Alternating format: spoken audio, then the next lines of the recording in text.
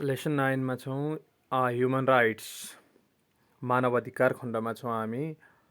Lesson 9 मा रहेको छ सबैभन्दा पहिला ह्युमन राइट भनेको के हो त भन्दा हेर्नु त human rights are the rights inherent to all human beings. हामीमा हुने जन्मजात प्रकृतिका सबै अधिकार नै ह्युमन राइट्स अथवा मानव अधिकार हुन्। जस्तो कि रिगार्डलेस अफ रेस, कुनै रेसको जातिको आधारमा, सेक्सको आधारमा, nationality, ethnicity, language, religion or any other स्टाटसको आधारमा मान्छेलाई भेदभाव रहनुहुन्न भनेर ह्युमन राइट्सको एउटा प्रण रहेको छ। Human rights believe on respect for the individual है। रेस्पेक्ट फर द इन्डिभिजुअल हेर्नु त प्रत्येक मान्छेलाई रेस्पेक्ट गर्न सक्नुपर्छ भन्ने ह्युमन राइटको एउटा अर्को प्रण रहेको छ।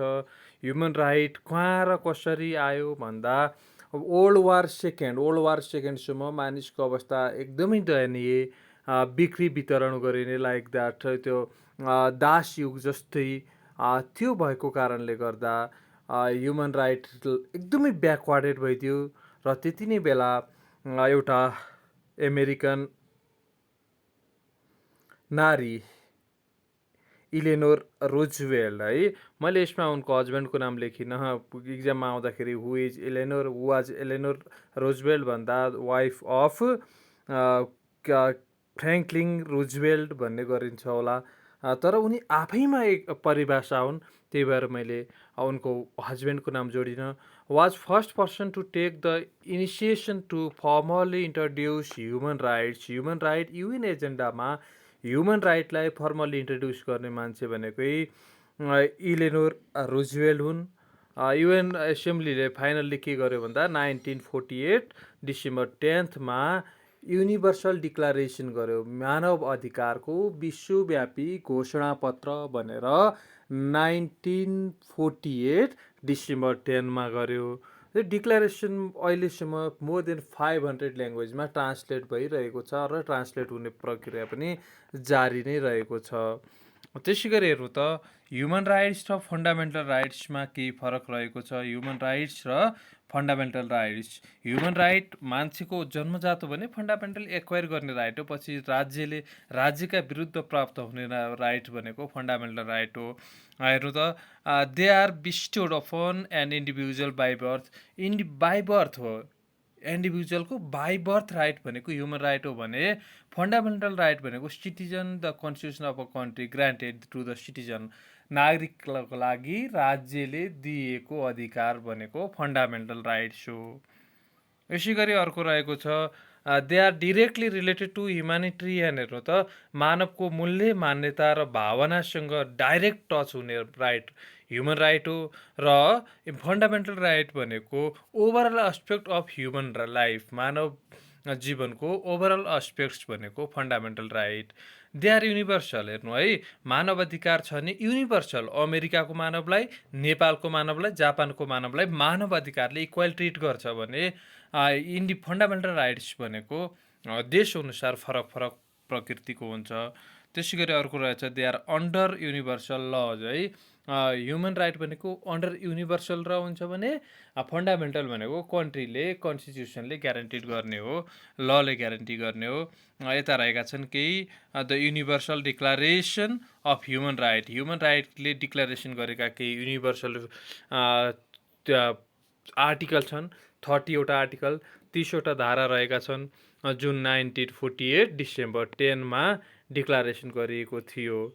नम्बर 1मा रहेको छ, हेर्नु त मैले हाइलाइट गरेको छु, हाइलाइटकोलाई बुझेपछि अरू पनि लेख्न सकिन्छ। नम्बर 1मा इक्वल एन्ड फ्री, हरेक मान्छे जन्मजात नै फ्री र इक्वल हुन्छ र हुनुपर्छ।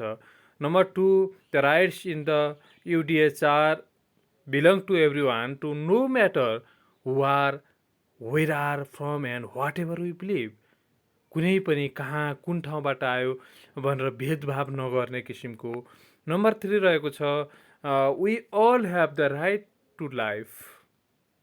हेर्नु त live in freedom and safely, freedom र सेफ्टी बस्न पाउने हाम्रो अधिकार हो। Number 4 no one should be held as a slave, कसैलाई पनि दासको रूपमा राख्नु नहुने। नम्बर 5 इनह्युमन ट्रिटमेन्ट, कसैलाई पनि अमानवीय क्रियाकलाप गर्न नपाइने। अर्को रहेछ लिगल प्रोटेक्सन, मान्छेले लिगल प्रोटेक्सन गर्न पाउँछ। मलाई कुनै अन्याय लागेपछि म लिगल प्रोटेक्सनको लागि जान सक्छु। नम्बर 7 मा रहेको छ ट्रिट अस अल इक्वली, कानुनको नजरमा, विश्वव्यापी कानुनको नजरमा इक्वल हुन्छ। Number 8 the right to legal support, हामीले कुनै पनि लिगल सपोर्टको लागि मैले आफूले चाहेको लयर्सलाई, मैले अर्कोले चाहेको लयर्सलाई आफैले लिगल सपोर्टको लागि कुनै एउटा जुन हुन्छ फर्मेट पुरा गर्नुपर्ने हुन्छ। 9 मा रहेको छ हेर्नु त, nobody should be arrested put in prison, कुनै पनि मान्छेलाई बिना कारण पक्राउ गरिने, बिना कारण जेलमा राखिने र बिना कारण देश निकाला गर्ने किसिमको एक्टिभिटी हुनु हुँदैन। Number 10 everyone accused of a crime has the right to fear and public trial। हेर्नु न, मैले अपराध गरेको छु भनेर स्वीकारिसकेपछि मलाई इनह्युमन, अमानवीय व्यवहार देखाउन भएन।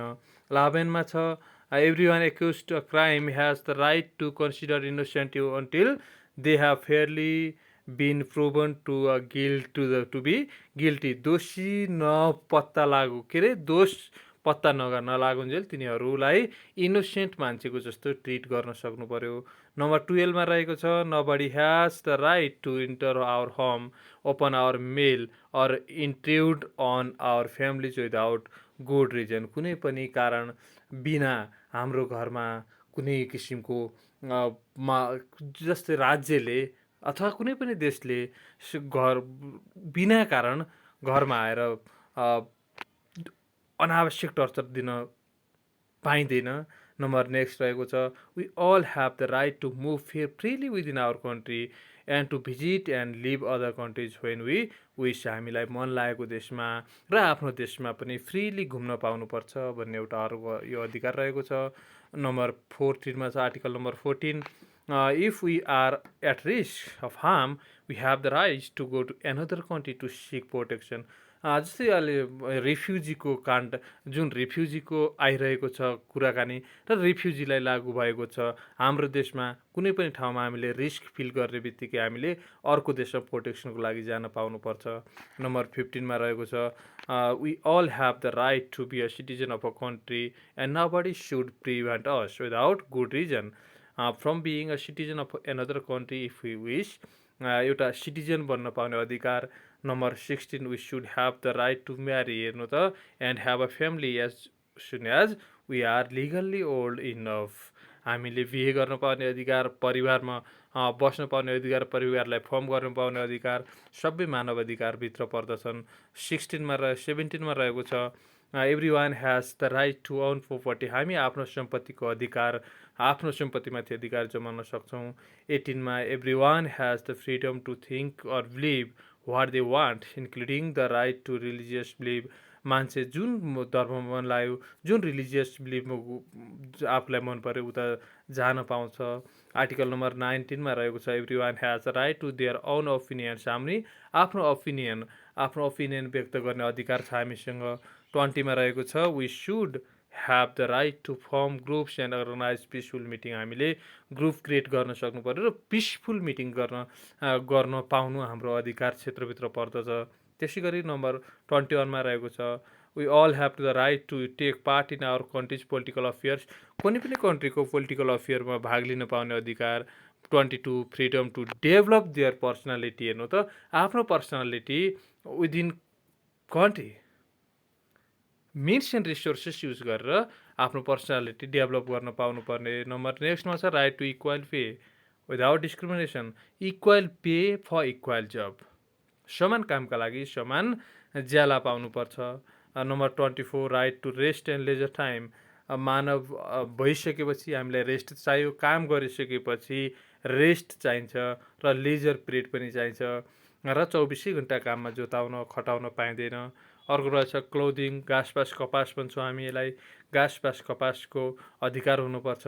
Number next right to education, primary level एजुकेसनलाई त विश्वभरि नै फ्री भनिएको छ, राइट टु एजुकेसन।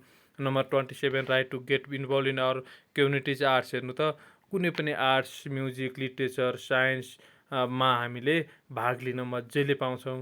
त्यसपछि आएको छ अर्को right to live in a peaceful and orderly society, शान्त समाजमा बस्न पाउने अधिकार रहेको छ। ग्यारेन्टी ह्युमन राइटको ग्यारेन्टी हुनुपर्छ। र नम्बर 1 छ लास्ट छ no government group or individual should act in a way that would destroy the rights and freedom of the universal declaration of human rights. मानव अधिकारको विश्वव्यापी घोषणा पत्रको विरुद्धमा कोही पनि जान नपाउने भन्ने यो 30वटा आर्टिकल रहेका छन्। त्यसै गरी अब हामी यता जाँदैछौँ organisations involve in human rights sector Nepal. हेर्नु त नेपालमा मानव अधिकारको संरक्षणमा जुटेका राष्ट्रिय तथा अन्तर्राष्ट्रिय केही संस्थाहरू रहेका छन्। तिनीहरूमध्ये नम्बर 1 मा रहेको छ national human right commission NHRC। नेपालकै आफ्नै अर्गनाइजेसन हो। इट वाज इस्टाब्लिस्ड इन 2057 2057 सालमा इस्टाब्लिस्ड भएको थियो। It has been included as a constitutional organ in the constitution of Nepal, नेपालको संवैधानिक निकाय अन्तर्गत पर्दछ। It has been working to protect, हेर्नु त मान्छेको राइटलाई, ह्युमन राइटलाई प्रोटेक्ट, प्रमोट र पब्लिसाइज ह्युमन राइट गर्ने गर्दछ। र यसको मूल मन्त्र भनेकै, मुख्य नारा भनेकै डिग्निटी, इक्वालिटी एन्ड जस्टिस है, गौरव, समानता र न्याय भन्ने यसको मूल मर्म रहेको छ। त्यसै गरी इन्फर्मल सेक्टर सर्भिस सेन्टर हेर्नु त इन्सेक भन्ने रहेको छ अर्को organisation as established in 1988। It has been working in Nepal in human right sector for since very long है, धेरै स्थापित भइसकेपछि नेपालमा पनि यसले आफ्नो काम गर्न सुरु गर्यो। यसले के गर्छ भन्दा यो एभ्री इयर एउटा बुक पब्लिस गर्छ, human right year book every year भनेर। अर्को रहेको छ Amnesty International. It has been working to minimise the violation of human right, मानव अधिकारमा हुने भायोलेसनलाई रोक्ने काम गर्दछ। यसले मानव अधिकारमा भएको जुन हिंसा छ त्यो हिंसालाई रोक्ने काम गर्दछ। र प्रोभाइड जस्टिस टु द भिक्टिमको लागि जस्टिस प्रोभाइड गर्छ। र यो 1961 मा इस्टाब्लिस्ड भएको थियो भने 1977 मा नोबेल प्राइज प्राप्त एउटा संस्था हो एमनेस्टी इन्टरनेसनल। आजलाई हामी यति गर्छौँ र भोलि हामी नेक्स्ट टपिक वुमन राइट्स र इन्डिजिनियस राइट्सतिर जानेछौँ। अन्त्यसम्म हेरिदिनु होला। धन्यवाद।